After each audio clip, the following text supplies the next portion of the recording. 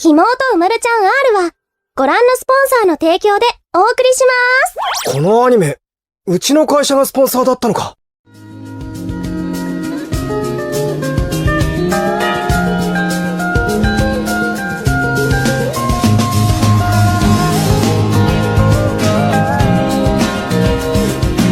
Hi guys, welcome back to my YouTube channel. Nah, di video kali ini kita akan membahas apa itu teori sosiologi sastra. Sosiologi sastra berasal dari dua kata, yaitu sosiologi dan sastra.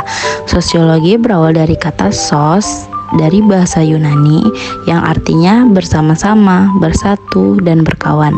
Logis berarti sabda, perumpamaan, perkataan. Sastra awalan dari kata sas atau bahasa Sanskerta yang berarti mengarahkan, memberi petunjuk, dan mengajarkan. Akhiran tra berarti alat atau sarana.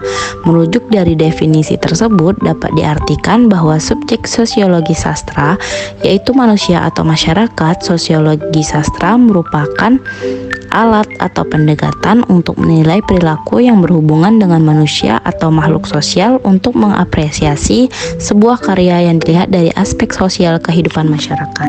Dalam teori ekologi sastra itu ada pendekatan.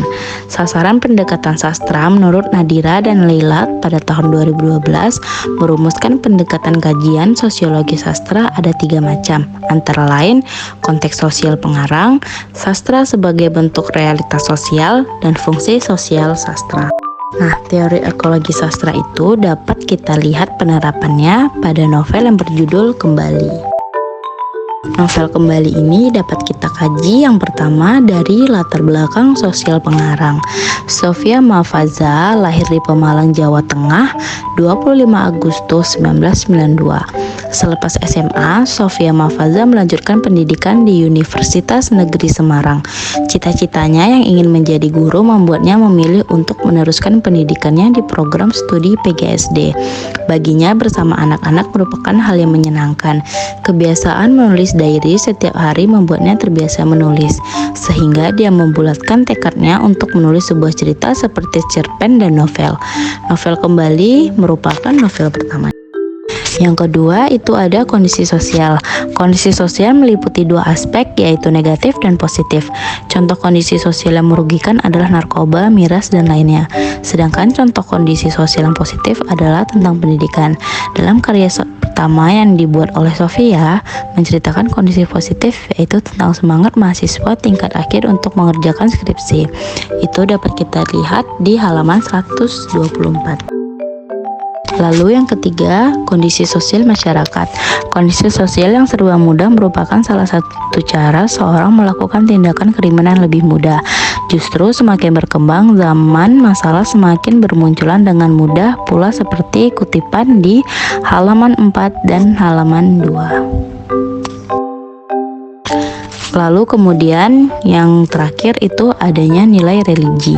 Dalam novel ini mengingatkan sebagai mahasiswa kita harus mengetahui tentang agama dan tidak lupa untuk melaksanakan sholat 5 waktu seperti kutipan di halaman 521 dan halaman 52. Jadi kesimpulannya, kajian sosiologi sastra dapat dilihat dari nilai sosiologi sastra pembaca.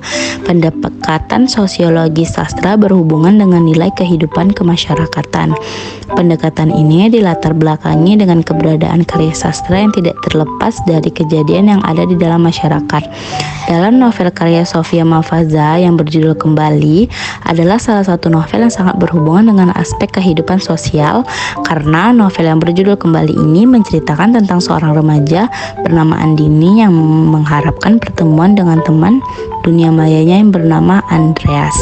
Tentu di zaman milenial ini tidak asing untuk bertemu dengan teman dunia maya. Perubahan zaman yang lebih praktis tidak menjamin hilangnya masalah yang timbul dalam masyarakat. Justru semakin banyak masalah-masalah sosial yang muncul di dalam masyarakat. Baiklah, sekian dari materi yang dapat saya sampaikan. Semoga dapat dipahami. Akhir kalam, Assalamualaikum warahmatullahi wabarakatuh.